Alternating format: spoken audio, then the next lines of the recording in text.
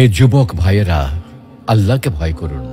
ওই ভয়াবহ দিবসের কথা স্মরণ করুন যেদিন আপনার জীবনে সব সুখ ও আনন্দ বিলাসকে ধূলিসাৎ করে দেবে। সেই দিনের কথা স্মরণ করুন যেদিন আপনি হবে নির্জন কবরের একা বাসিন্দা।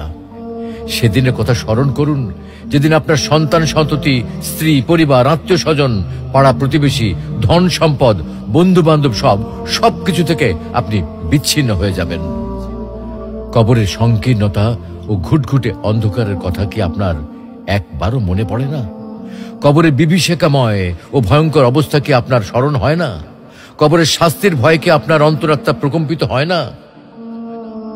মুনকার নাকির ফেরেশতার দয় প্রশ্নের সঠিক জবাব কি আপনি দিতে পারবেন?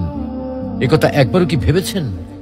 অনুরূপভাবে কবরের অফুরন্ত সুখ ও অনাবিল শান্তির কথা কখনো কি আপনার হৃদয়ে পটে জাগ্রত হয় না?